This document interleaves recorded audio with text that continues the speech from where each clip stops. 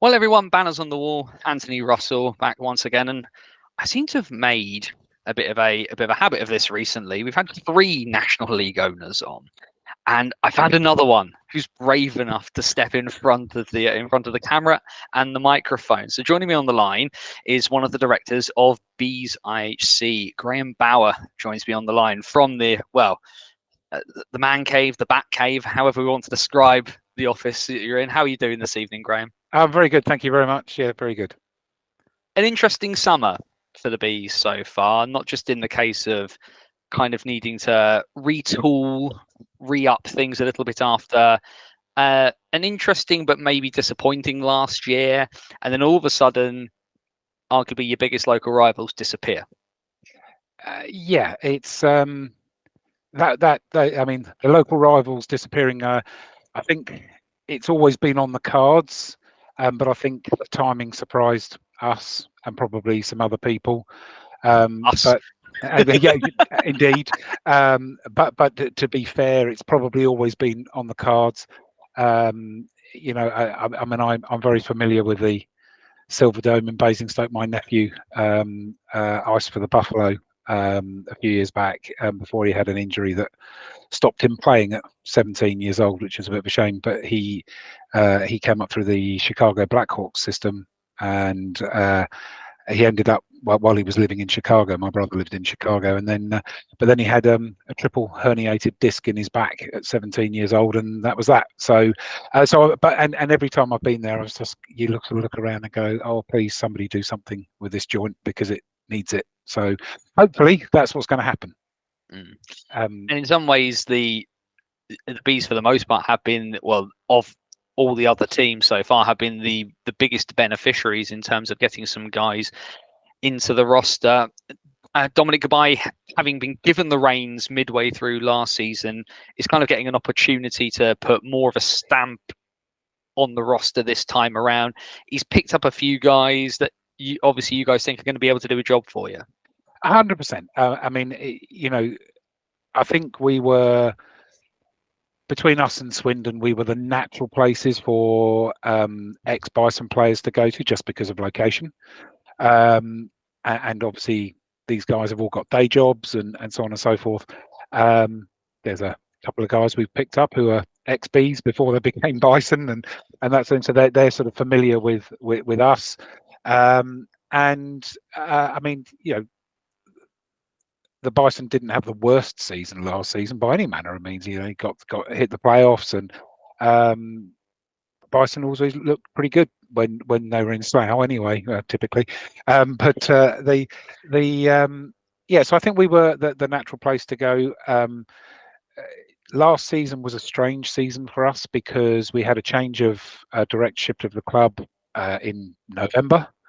And myself, as when I say a change of directorship, we had a change of lead directors. Myself and the other 3 directors were already directors, but we were very much backseat directors, and we did specific things, supporters club, for example, and merchandise. And I was responsible for the stream because I run an IT company and it makes sense, and that sort of thing. And then all of a sudden, we pushed ourselves. We were pushed to the forefront, and I won't say unwillingly because that's not true. We were very willing to take things on, and it's so we found ourselves in a transition moment in the middle of a season, which was just a bit of a nightmare, and we were not able to concentrate on ice as we wanted to.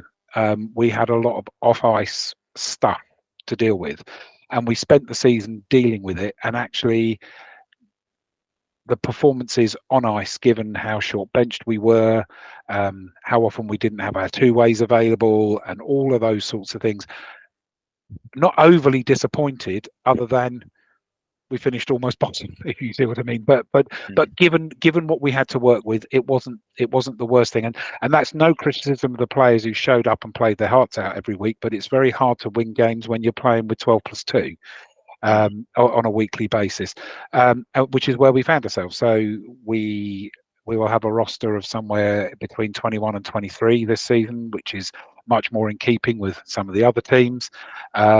We're very pleased with some of the players that we've picked up, and some of those players Dom's had his eye on anyway, and actually probably did him a little bit of a favour with the Bison not icing next season, because he had his eye on a couple of them anyway, as you can imagine. Naming no names, but he had his eye on a couple of them because they're good players, as you would expect him to. We've got a couple of we've got one player to announce yet, which I think will surprise people. Which is another British player, which I think will surprise people. But other than that, I think we have a stronger roster because we have a deeper roster. Again, so not taking anything away from the guys who asked for us last season, but it's going to be a huge difference turning up to most games with 20+2 on the game sheet, as opposed to turning up with 12+2. It's going to make a massive difference. So I think we'll be a different proposition from that point of view. We're running to a 5-year plan as a club, which our fan base the ones who came to the fan forum in last November, December time know that we're running to a 5-year plan, but we haven't actually published that 5-year plan, but we are going to get that 5-year plan out, hopefully before the beginning of the season. And it's, the Bees is one of these strange clubs that's got an amazing history. Yeah, it was something I wanted to touch on, because probably the biggest single issue, I think, from my perspective as an outsider, and when the Hive obviously closed, it was a bad thing for British hockey when you think of the legacy and the history that came with it, as well as things like the Hornets, the Queen Bees, the Fire Bees, the junior system, which was so prolific for so long in producing talent.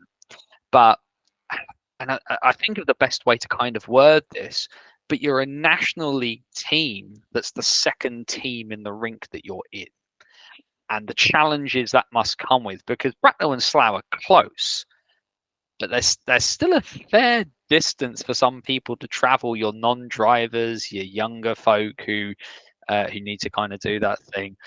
I mean, I'll be honest, because the stuff's there on Company House. I look at these things for teams because that's how I'm inclined. It's not an easy proposition to do what you guys are doing, to effectively rebuild what you're doing there. No, it's a massive challenge, and there's no point in saying, oh no, it's all going to be easy, because it's not. It's not easy. This 5-year plan's made with rainbows and shiny things. Indeed, and it isn't going to be easy. And any National League team owner will tell you it's not easy. Even those that are getting 1,500, 1,800 people through the door every home game, Leeds, MK, Swindon, they'll all tell you it's not easy, because it isn't. It just. And if you haven't watched my interview with Aaron Nell, everybody do, because he says exactly what Graeme said. It's a real challenge, and we're working in a minority sport. We're working in a sport that has ever reducing facilities. You can't just go, I don't like this rink, I want a bigger rink, let's move to the one next door, because there isn't one next door. So it's not anywhere near in the same state as a football or a rugby or a cricket, for example. And believe me, people in the lower leagues and the non-leagues in those sports find it as difficult as we do, yet they have access to a great deal more facilities than we do.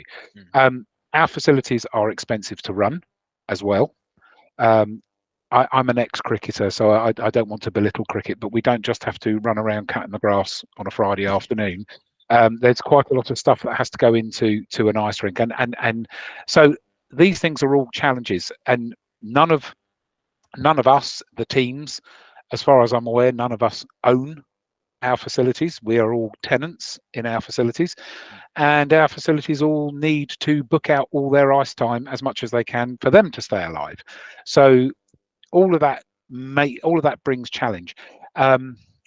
It's interesting where you say we're effectively the second team in our rink. I understand exactly where you're coming from with that, because the Slough Jets have been established in the hangar for however many years it is, 30 years or whatever. Well, it's Slough. And it's Slough. Yeah, the clue's in the name, 100%. It's interesting because the first season, or the last season, our average gates were somewhat bigger than the Jets. But that's because we do a huge amount of marketing. We do a huge amount of effort in the local community. We do a huge amount with the local schools. And because we've got players to pay, so we have to bring in the income. Yeah. Our necessity to bring in income is rather greater than theirs. And you know, they have a lot of players who are free to play, if you see what I mean. They're not pay to play, but they're free to play. And so it's the difference different between model. a wage and expenses, isn't it? In 100%, in those kind of things. It is. So I would naturally argue with you that we're the first team in the rink, but I would say that because you wouldn't be doing your job if you were. Well, 100%. And we're in the quotes higher league, and all the rest of it. We have found a way with everyone active to make it work in the rink there. We don't encroach on the Jets training time. We don't encroach on their junior program time. And we have our own small but perfectly formed junior program, for want of a better description. So we have a thing called First Shift, and First Shift is a learn to skate and play. And our learn to skate and play is done on a community basis. Any child between the age of about 2.5 and about 13 can pitch up on a Tuesday for an hour between 5 and 6, and no skating experience necessary, no kit necessary. It's £9 for the hour, and it's £3 to hire your kit. So it's 12 quid for the hour, which I think is amazing value. And you may or may not have seen it, but last week, I think it was, we put a post out on Facebook about 4 young lads who'd come through First Shift into the Jets juniors and just came runners up in the national under 12s. And they came from First Shift into the Slough Jets junior program. We've also done a feature on a goalie, I think, who's going into the under 10s or under the 11s. Archie Greenwood. He's a bit of a legend at the Bees now, but even though he's playing in the Jets juniors, but he came out of First Shift. He was the first kid in First Shift. He said, "I want to be a goalie," because not everybody wants to be a goalie, you know. Really wants to light his parents' savings on fire, apparently. Well, yes, absolutely, yes. Burn through those savings very quickly, but and it's very. Yeah, and so that element of the way we work with the Jets is extremely successful, because we have kids that come out and go into the Slough junior program. They go up through the Jets junior program and out into the Jets under 18s, and then ultimately, hopefully, into the Jets proper. The way it feeds out at the top end of the Jets proper into other places is it isn't restricted that they are going to go to the Bees, because that's not the way things work. You know, I know the Jets have good relationships with other teams in our league, and there's players that go to Bristol and so on and so forth. We had some Jets two ways last season. We've got a couple of, we've got a couple of ex-Jets. So we've got Harry Harkup, we've got Adam Rossbottom. We had Juha Lindgren till he popped off down to Bristol. So you know, so that there's a beginnings of quite a nice flow through. But it's early days. It's only been a couple of years. It's early days. Yeah. That's good. Yeah, the thing that's, I mean, again, is one of those things of looking from the outside in, and I think as well of that recent announcement from Milton Keynes, where again they're kind of sort of reformalizing the link between the Lightning and the Thunder, because the Thunder, theoretically, given where Milton Keynes is in the country, could operate in a very sort of similar way to the Jets of letting guys play there, but Peterborough's not a million miles away. There's enough sort of teams in the further north you go, it obviously gets sort of a bit spaced out, and people do get a little bit further away, High Solway. But there's room for clubs a bit further north than here to kind of act in a way that the Jets have been. There must have been some discussion with the Jets as an organisation about kind of locking that relationship in, because ultimately you've had guys, and I think of Juha's obviously come up and it's now gone away, but you think of like Christian Moore. I mean, that feels like an opportunity lost for Dom Goodbye, to allow a guy like him to play in a different place when he's training a couple of nights a week in the building that you're in. I don't disagree. I don't disagree. I would simply say it's early days. We have to remember. I mean, I'm very lucky, okay, because I was a Bees fan, and then I moved to the United States, and I worked in the United States for 3 years, and I became, sadly, a New Jersey Devils fan because that was my local team. We say nothing bad about the New Jersey Devils. The first NHL organisation to ever let me have an interview was the New Jersey Devils. So we are polite about it. And I was lucky enough to go and see the Devils when people like Martin Brodeur were in goal and all this sort of thing. So yeah, fabulous time. Came back to the UK, picked up being a Bees fan, taking my kids to the Bees, and then we stopped going for a number of years. The kids didn't want to go anymore. Things got busy, and then in about 2016, 2017, I was approached as a local business owner in an IT company whether I could purchase a £1,000 piece of software for the Bees and be a sponsor of the scoreboard. So I thought, yeah, well, why not? And then, hook in the mouth, and then it happens to us all. And then became title sponsor. So I mean, and I don't shy away from this. My company, TSI World, is the title sponsor of the Bees, but they became the title sponsor before I was involved in the running of the Bees, not the other way around. So became title sponsor. That worked really nicely for us. We linked up with the Bees school zone, where TSI operates in Bracknell, Wokingham, Slough, Reading, South Bucks, those sorts of areas. That's our sort of sweet spot for where we do our work. So the Bees were a great opportunity for us. So we did that, and then what are we, 2023, August 2021, I was approached by the then sort of lead director, Stuart Robinson, who you probably know. Yep. Stuart approached me and asked me if I'd be a director, and I said, why? And it's the question I've asked everybody on these interviews. Why are you doing this? And he said, I think that there's a lot you could bring. I think you could bring some sort of business process, if you like, to the Bees, which he felt he didn't have time to do. And I said, yeah, fine, okay, so I can do all of that. Did a year of that, and then Stuart came to me and he said, I'm going to step back. Are you happy to run it with Paul and Richard and Doug? In fact, himself and the lady who did the finance, who was an ex-director but still acting as a director, if you like, Katie. They both wanted to step back. To be fair to them, they'd done it a long time. They were exhausted, and it just didn't hold the level of interest. They didn't have the energy anymore, and I don't blame them because it's exhausting. So they stepped back. Then we ended up where we are today, and the great thing I have is no leadership history with the Bees. There's a lot of history in ice hockey, and there's a lot of history between the Bees and the Jets. There's a lot of history between all sorts of clubs, and the Bees and Jets history is competitors. That's the history.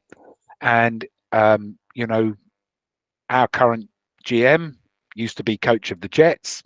That's Doug. He did.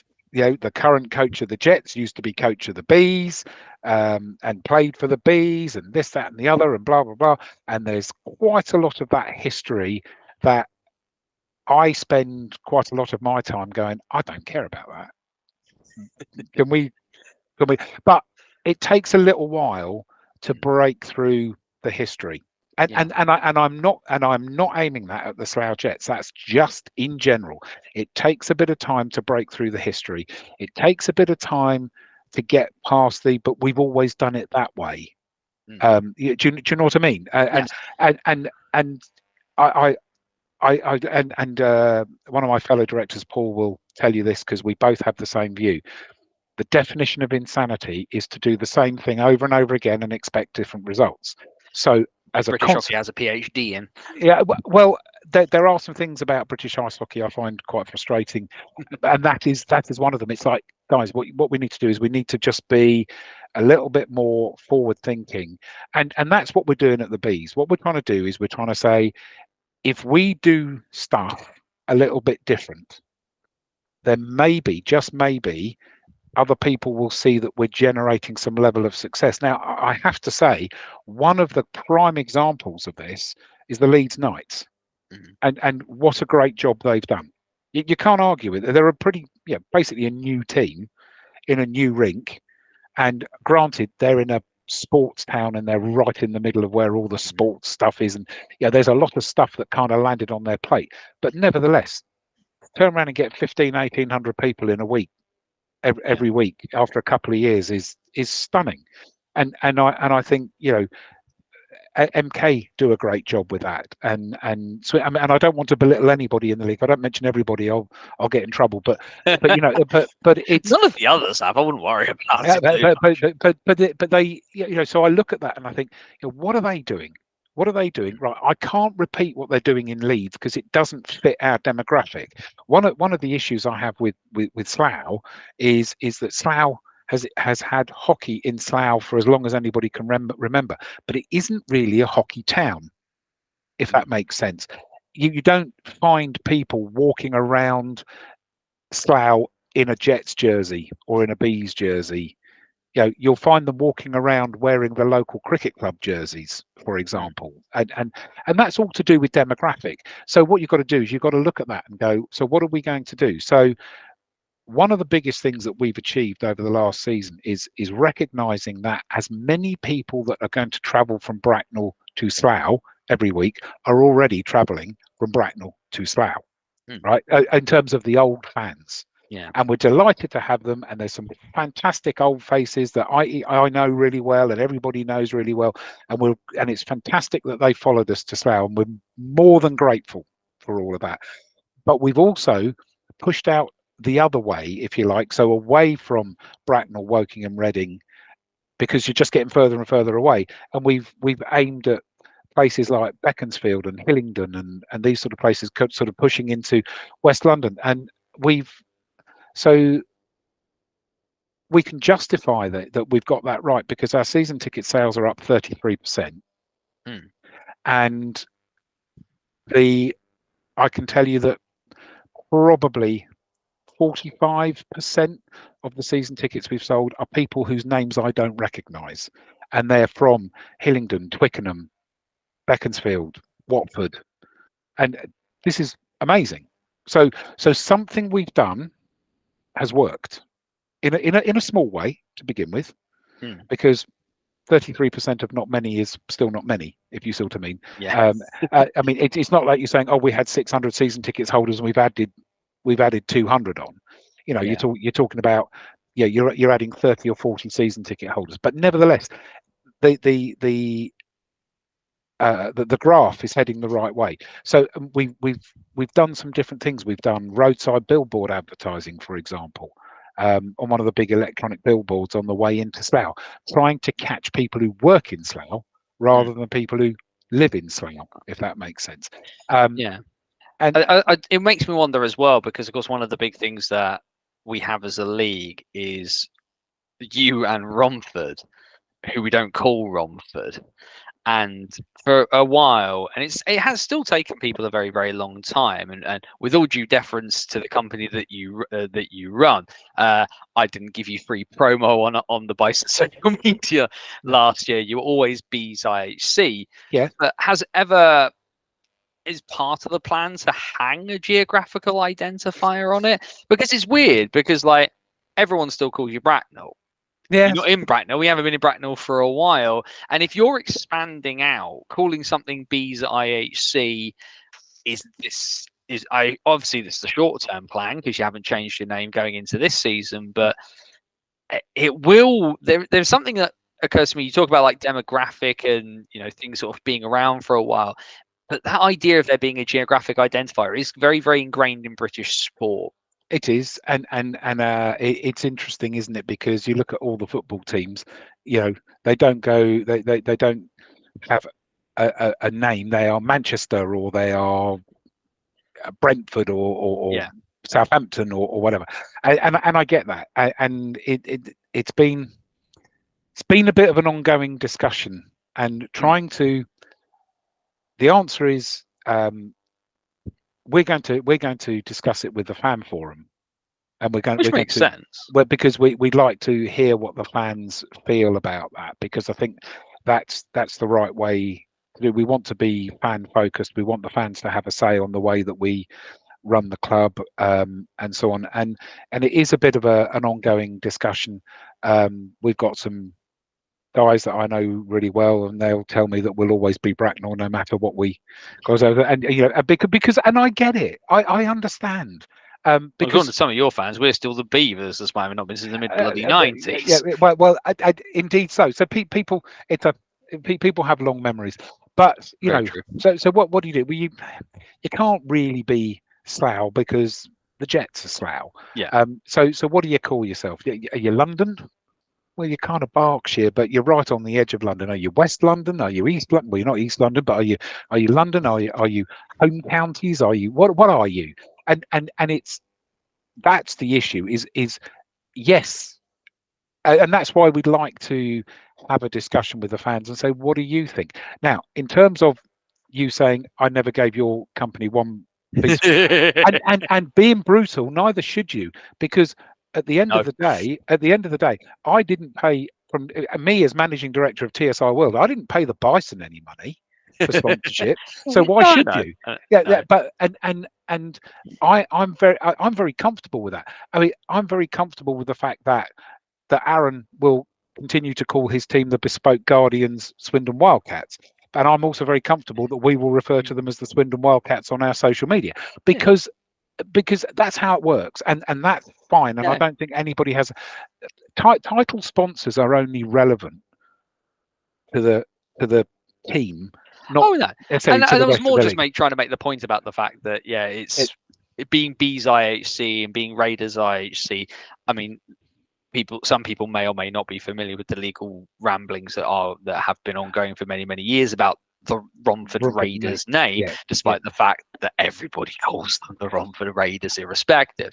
The other thing, I mean, you mentioned there about obviously and not being called, you can't be called Slough, because as you say, as that relationship is growing, developing, some of the old wood is being kind of sort of hacked away to kind of refresh things there. So you'd never call yourself the Slough Bees. I mean, I will ask you for your comment on this, because I'm interested, because one of the, obviously, and we'll get onto them a little bit in a minute, because Solway, of course, have joined the league. They've very much created a fantastic amount of buzz, pardon the pun, about them. But one of the things that was very heavily rumoured towards the beginning of the calendar year was a discussion about the Jets potentially wanting to step into the national division. Yeah. Now, that obviously didn't happen. I mean, from a Bees perspective, there are leagues around the world where two teams in the same division operate in the same, operating out of the same rink. What would the Bees' position have been about Slough being in the National League? So decisions like that are not within our gift, if you like. Those things are put forward to two groups of people. There is an owners group, obviously, and then there is the EIHA themselves. Any of that has to go through, so that those two things, it's almost like the Houses of Parliament and the House of Lords type of thing. It's a House of Commons, House of Lords, and irrelevant of our view, had there been a decision that said the Jets are going to be in the National League, we have two choices. We either accept that or we say, well, we have to drop down the league then.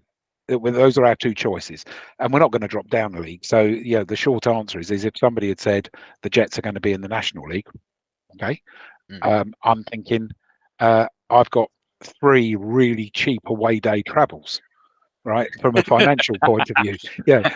So I'm sorry, supporters club, we're not putting a coach on for this. So we're not going to put a coach on. We're not going to put anybody in a hotel because we think we're all right, There's with all those sorts of decisions, there are pros and there are cons to all of that.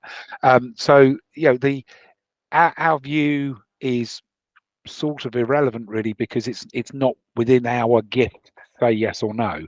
Had they been had they applied or joined or been approved or whatever, you run with it. I mean, you get dealt the cards. You got to work your way into finding how to make the cards win for you, and we would have found we're the sort of group of people that would have found the positives in that to make it work, and I think that's the key element for the way we want to be with the Bees moving forward. Is I'm not much of a one for the everybody's down on us. Why is it always us? Well, it's like that's the set of cards, guys. How do you make that work? If you can make that work, then great. I mean, so and as an example of that, we had a poor season last season. Put a hand up. We had a poor season. Stats don't lie. So explain to me why our last game of the season at home to Swindon. All right, it's a localish game, right, or our most local game now, really. Last game of the season, home to Swindon, in a dead rubber that meant nothing to us. It meant nothing to Swindon, and it was by 220 people our biggest gate of the season. Why is that? And why were our gates growing steadily? Our performance was like this, and our gates were growing steadily all through the second half of the season. And the reason is because we've changed the way we do things. There's a lot more atmosphere in the rink. We've brought back the drummers. We've got stuff going on ice in the period breaks. We have an idiot that gets that we have an idiot mascot that does idiot things, which people seem to like. And all that stuff. I mean, I spend quite a lot of my spare time doing things like watching Gritty, who everybody will be familiar with. And whilst I'm not convinced that we should be throwing beer and popcorn over people, the principle of turning your game into an event, and see, I'm maybe I'm blind, Anthony, but my view is, win or lose, it's very hard to see a bad game of ice hockey unless you're a total purist, okay? Because it's always exciting, it's always fast-paced, even to the extent just watching players go on and off the ice over the boards can be entertaining. And particularly if you're new to the sport, it's something very different. And so you can attract people to the sport, even if your team's not playing great. Now, your diehards and your purists will go, oh, for goodness sake, that's not good, that's not good. And I get that. And we need to play better for those guys. Don't get me wrong. But you can, if you turn your game into an event, it was the biggest reason I stopped going to football. Because you turn up at football at 2:30 on a Saturday afternoon and nothing happens except a load of tinny music through a horrible PA system. Then at 3:00, you watch 45 minutes of football, which can be absolute drivel, or it can be great. Then you get 15, 20-minute halftime where nothing happens except you queue for a pie and queue for a pea. All right. And then you get 45 minutes of football, which can be drivel, and then you get thrown out again. And you pay 80 quid for your Premier League ticket or whatever it is, and you go home thinking you've been cheated. By the time you bought a program and a burger and a pint of beer and all this, you've dropped 150 quid and you're thinking, I've been ripped off. Being able to take your entire family to 2.5 hours of entertainment as an event, and is more than just the ice hockey, for under 40 quid, family of 4 for under 40 quid is a bargain.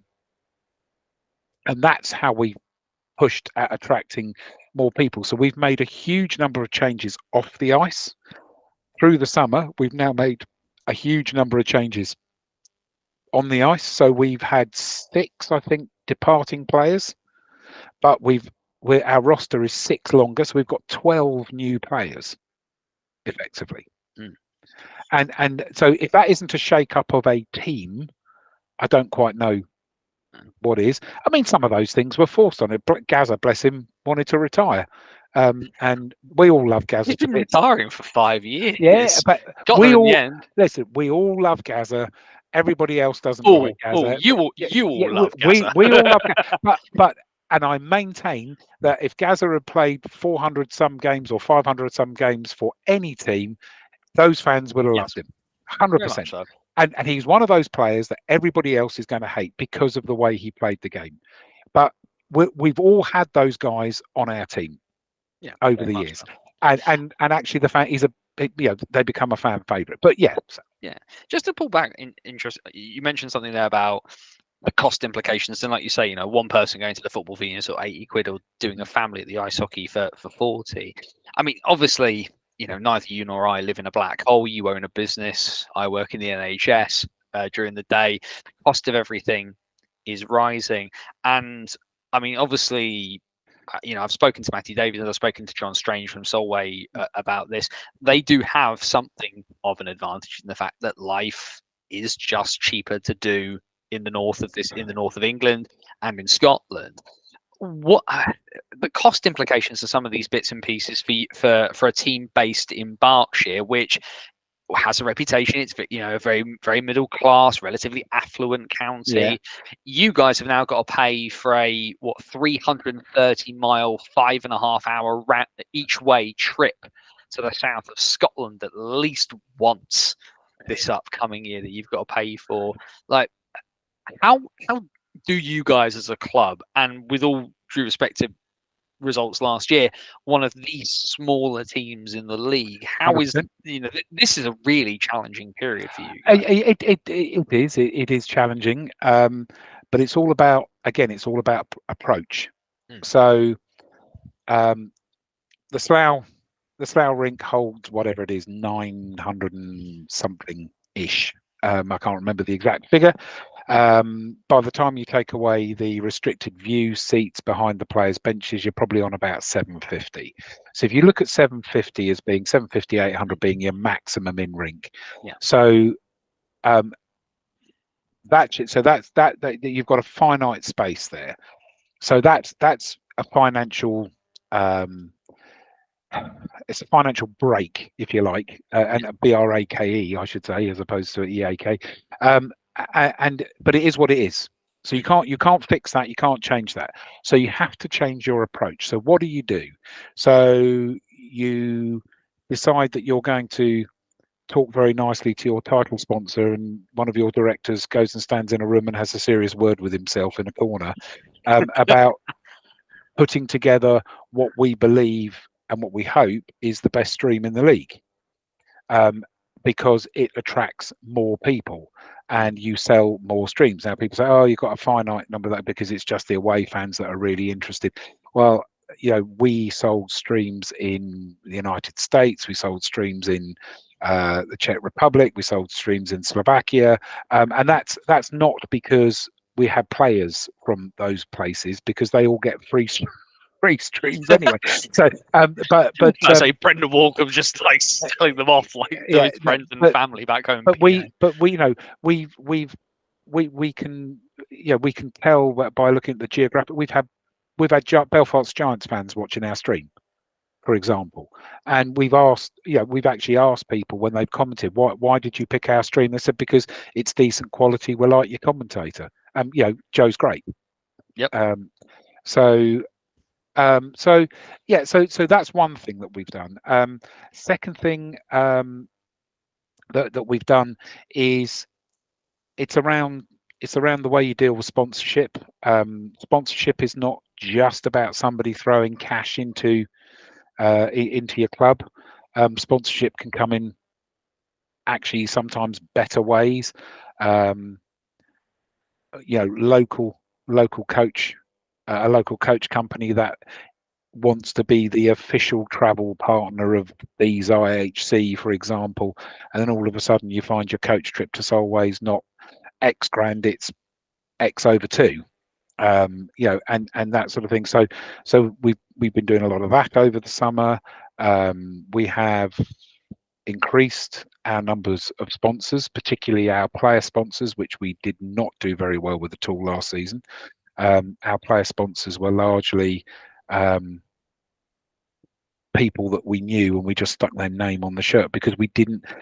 Nothing was done over the summer to sell them, and by the time it got to November, it was too flipping late. So we just started putting being brutal. We put some names on, but we've got some very interesting new sponsors. I think we announced a new player sponsor today, which is one that's I'm slightly confused about, but I'm not quite sure what it is, because Vanya is sponsored by Das Ook. If you look on our Facebook page, DASOOK, I think he's a DJ. Which is I'm literally looking at this for people watching this video back now. We are literally just going to see who it has come up by. So I didn't get involved in that at all. So I need to go and look that up and see what's that. But I think he's a local DJ. Yes, according to this, DJ for Dark Asylum Radio, which apparently plays love trance, psy trance, electro, future pop, synth pop, and 80s. Which it sounds like nothing I've ever heard come out of any hockey changing room ever. But hey, it's different, isn't it? And this is probably, and like you say, if you guys are trying to do things differently, it's bringing in not just different ideas and different, but it's different people and different sponsors, and it's different. That's certainly true. It's a nice little logo actually as well. It should. And so doing things like that, so changing the way you attract sponsors, changing the way you can do deals with sponsors. We're talking to we're trying to put some moves in. I mean, we have to remember, whatever the demographic is, whatever the difficulties are with the size of the rink, whatever difficulties there are in being able to put enough people in seats in front of a game, we have to remember that, again, turning things to your advantage. We are on the doorstep of the largest trading estate in Europe, or what was the largest trading estate in Europe. I don't know if it still is, in Slough Trading Estate. I mean, there are, I don't know, more than 2,000 companies on Slough Trading Estate. So if you actually take a bit of time out and, putting it crudely, go and bang on some doors, you don't know what you're going to find. And that's something else that we've taken the opportunity to do this summer, hence why we're turning up some different sponsorships. So again, that makes a huge difference. We've got some other partnerships that are going to get announced over the summer, which I can't, bless you, but I can't tell you what they are. But they are. But you will see, as a guy who understands and knows hockey for years and years, you will go, all right, that's a good one, because we've gone and put some time and effort into this, and you've got to change. If you're in an area where you've got a small rink, or you can't fill your rink and you need to fill your rink, if it's not working, you've got to change your business model. So what we've spent last season doing is changing the business model, and then we've spent the summer changing that business, having taken that changed business model and taking it to people and saying it's changed, and this is how we're going to do it. And I think but that's why it has to be a 5-year plan, because that's not going to get us to where we want to be in year one. But if we get that first step up the ladder, it's going to be a big change for us. And obviously you're trying to mix running a business with running an ice hockey team, and those two things are quite difficult to mix at times. But again, if you approach your game nights in the right way, we trialed a few things last season. We did a couple of theme nights, which haven't really people do a Halloween night and a Halloween jersey. I mean, we did have a massive success with our Halloween jersey. I mean, it was a moment in time. As somebody who doesn't traditionally like, I don't do Halloween as a matter of course. Even I had to applaud at least the originality of how you tried to approach it. Yeah, it was. But again, and you can look at that and you can say, you can take that and say, everybody does gravestones and pumpkins and blah, blah, blah. Let's do something different. And when we went to do our jersey for remembrance, we've got a long-term fan who's an Iraq war veteran, and we sat down with him and said, what would you want to see? What would you want to see on that jersey? It's not what I want to see. Yeah, you're a vet. What do you want to see? And he says, why did nobody ever put the planes on? Why is it always soldiers marching past poppies? And he said, I get the poppy thing, I get the soul, but can we not put some other stuff in? And it doesn't have to be First and Second World War. We've got pictures in that jersey from the Falklands, for example, and this sort of thing. And we took his advice, and it went down very well. And it went down extremely well with our local British Legion, for example. And they went, well, this is different. And again, but it's not what the jersey was or how it looked. It's the fact that we engaged with a fan who we knew had an opinion, and his opinion is more valid than mine. I mean, he did 2 or 3 tours of Iraq. His opinion is definitely more valid than mine. So again, that's another way to change the way you're doing things, is to, if you engage with more people, you get more ideas, you get better data to work with, and it makes it much easier to run your business. I do it in my day job. We work mostly with schools, and I spend my life talking to head teachers about what their challenges with IT are, what they would like to see from us. What do you want from me? Not me come to you and say, I found this great bit of technology, can we shoehorn it in somewhere? What do you want to see from me? What do you need? Because if you tell me what you need, I can go and create that for you. And I think that's the way that we're trying to approach Bees. It's look at our fan base and talk to the new fans. We make a point. We see new people come in, and I stand on the door scanning tickets on a Sunday afternoon, and I'll see somebody I haven't seen before, and I'll just say to them, "Was it your first time?" And they'll say, "Oh yeah." I say, "Well, do you know where your seats are?" And I'll give my scanner to somebody. I'll take them to their seats. I'll talk to them. Why did you come to ice hockey? What made you want to come here? And all of the directors and other volunteers on a Sunday do that, because the data you gather, the information you gather, is priceless, and it helps you change the way you want to focus your club in order to deliver your product in a way that's going to make people want to come and want to spend their money. And one of the things that we discovered, and it's very interesting, we're saying things are going up in price and all the rest of it. One of the things we discovered towards the end of last season is that families had decided to focus on family spend. So this is a really interesting piece of information. So, what we've done is we've ditched dad's gym membership, we've ditched mum's gym membership, because that's 80 quid, 100 quid a month, whatever it is. And we've decided that every weekend we're going to spend our spare cash on a family trip. And we thought we'd try ice hockey, and we loved it, so we're coming back because we think it's great value. So actually, if you can, and that goes back to this thing where I was saying to you about creating an event. If you can create a family focused event, people will come, because that's where we've found that people are focusing what little disposable income that people have in some cases, and in fact in a growing number of cases, they're focusing their disposable income on their children and on their family spend and enjoyment for their children.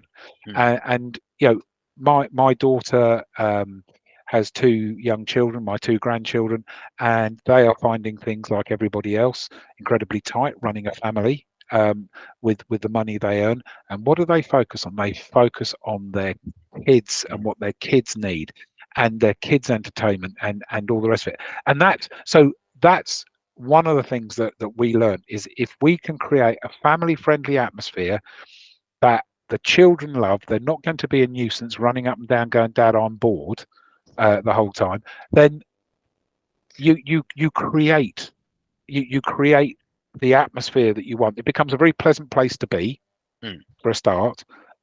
So we have drums and horns, but we've also got a whole block where we say there are no drums and horns in here. So if you've got hearing difficulties, or you've got, we had one lady who said, I've got PTSD. I can't sit by the drummer. We said, come around here, come in. We're going to sit you around here. It's quite noisy around there, but it's not the drummer beating in your ear, and they so again, we want a section where people can go and be quiet. We've got a lot of people who you can come pushing prams with babies in, and they don't want the babies by the drummers. Well, I get that. So we've got a family section with no horns and drums, and then we've got the noisy section where people can make as much noise as they like, which is terrific. And you have to make a lot of noise at Slough, because to get the noise over the plexi it's quite a challenge, because the config of the rink is not great for that sort of thing. But no, see, very much the attitude of the organisation seems to be about taking inches to make the miles as it kind of comes. I mean, you talked a lot there about sort of how outward looking the organisation have tried to be. I'd be loath if I didn't talk about this, which is to kind of sort of turn things back and focus very much on kind of an internal situation. You talked about the fact that last November was quite sort of a tough time for the organisation in terms of sort of the rejigging of bits and pieces. We'd be loath not to talk about the decision for Doug Shepherd to step back from having been coach. Of course, he took over in 2018, having moved across from Basingstoke, which we're not going to rehash on here, everybody, for my sanity, if nothing else. But that was obviously a very, very big decision to have Doug step away from being the coach and asking Dom Gabai, who one of the league's top line imports. Had obviously been involved in sort of assisting Doug with his coaching, but his first coaching gig he has to take over midway through the year with a roster that he's probably had a little bit of a hand in, but it's not his roster. Talk us through why then, and why remove a coach that won 6 trophies in 6 years from behind the bench, slap bang in the middle of the season, when realistically your prospects weren't going to get better. So okay, so let's so Dom had been assistant coach for a year and a half. Yep. I should point out that I know Dom extremely well, because he works for TSI during the week. He sits on our IT help desk fixing things, because he's extremely competent in IT. Dom joined, I should also add, in case anybody wonders, Dom joined TSI long before I was a director. But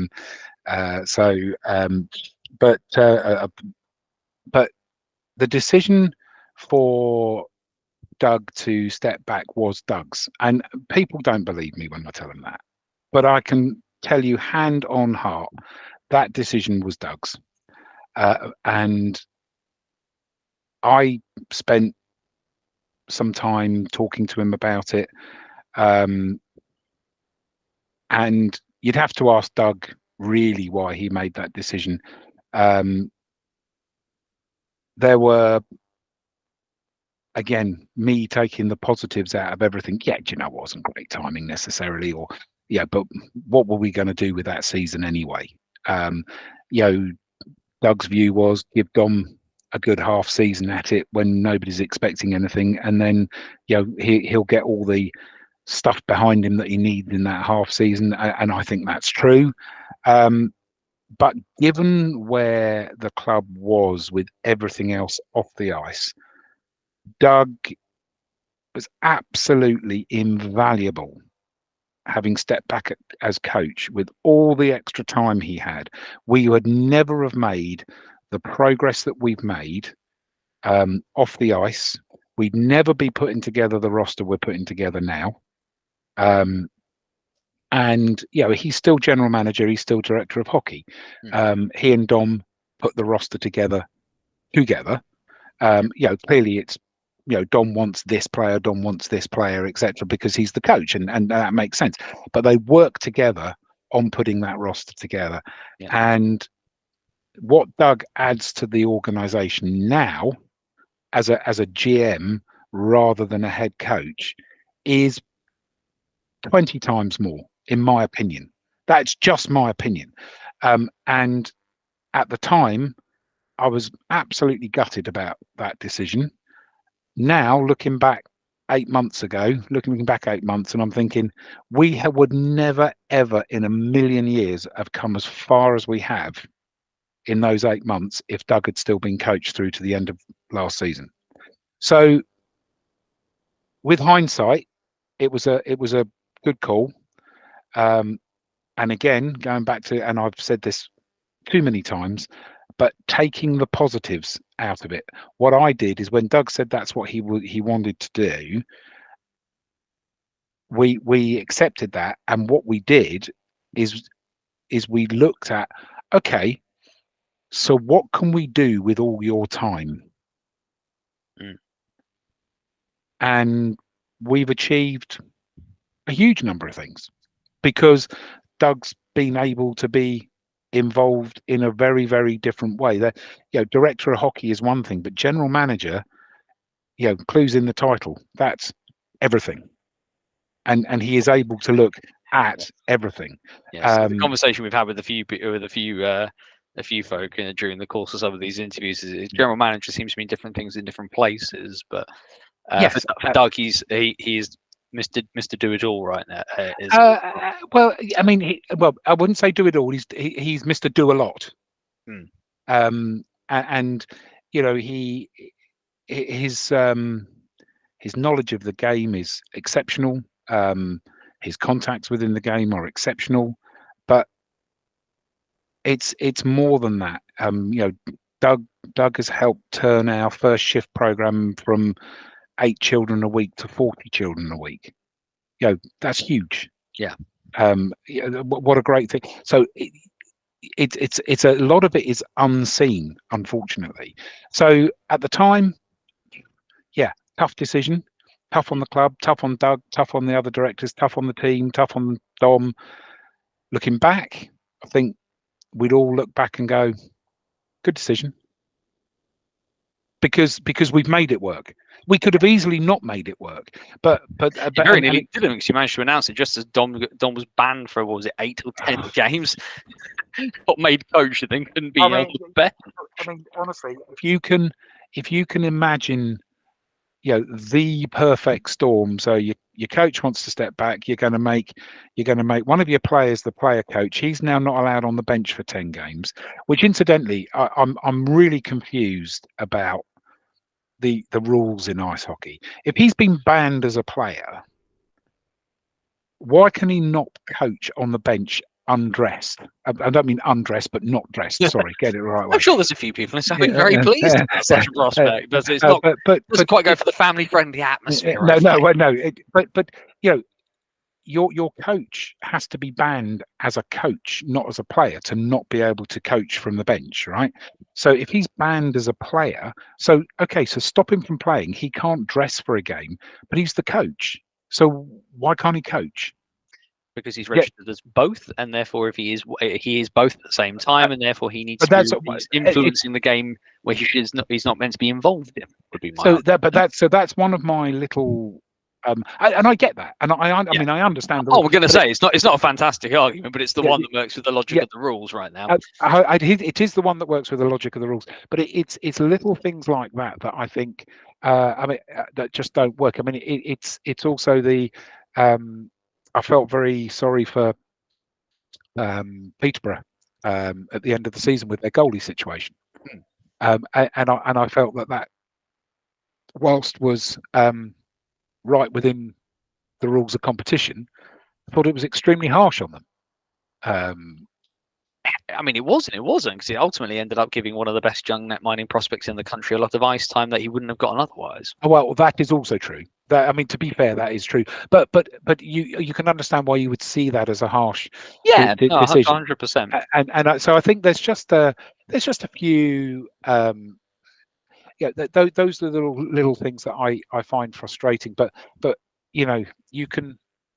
There's a very wise man who I know extremely well, who's an ex-Bees player, and now a personal trainer and life coach, and he's a very nice guy, and he always just says, control the controllables. He does. His social media's a riot to read at times, Yeah, isn't it? but it's a good way. It's a good way to deal with ice hockey.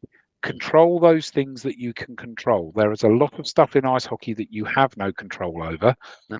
Don't try and control those things. Go with it. You have to ride those storms, and then control the bits. And that's really what we've been doing as a club. And I hope that our long-term fans and our new fans are pleasantly surprised by the size of the roster that we've signed, by the players that we've signed, by what we're going to be doing off the ice. I know you're going to be at a couple of Bees games next season, because even if nobody else invites you, I'll invite you. So but it would be, hopefully you'll see a little bit of what we've achieved. So, but we've got, don't get me wrong, we've got miles to go yet. Yeah. Heading towards the end of our time together, so I'll just give you a couple of sort of quick fiery ones that I'm just interested to hear your opinion on, because you are director, hockey fan, a variety of all things in between. So, like I said, just a few ones towards the end just to get your opinions on it. Turn over a few players. Which player are you going to miss the most that's not coming back? Gaza. Wrong answer. The answer is Alan Lack. No, so let me qualify that. My wife will miss Alan because she absolutely adores him, and he is one of the nicest people I've ever met in my life. I love Lackey to death, and Alan is well aware of that. Yeah, but Gaza is just a crowd pleaser. Yeah, and that's why I'll miss him. What's the biggest challenge to overcome in the next season for you guys? The biggest challenge for us to overcome is to continue the growth that we had last season. That's our challenge, because the economic situation is worse, and a lot of what we're doing is predicated on some level of growth. So that's our biggest challenge off the ice. The biggest challenge we have on the ice is to make damn sure we finish in the playoffs. I mean, we're not setting. I have to say, we're not setting a target to Dom to say you got to win this thing this year, right? Because that, but no pressure, Dom. But what's the first step after having a season where you don't qualify for the playoffs? The next step next season, the first step of progress is to qualify for the playoffs, right? Then the next step is to finish fourth, and then the next step is to get to Coventry, and then the next step is to win in Coventry. There you go. There's your 5-year plan. In really simple terms. I will ask this question off the basis of the fact that you are a New Jersey Devils fan. 10 years of Dom goodbye, or 1 year of Jack Hughes in a Bees jersey?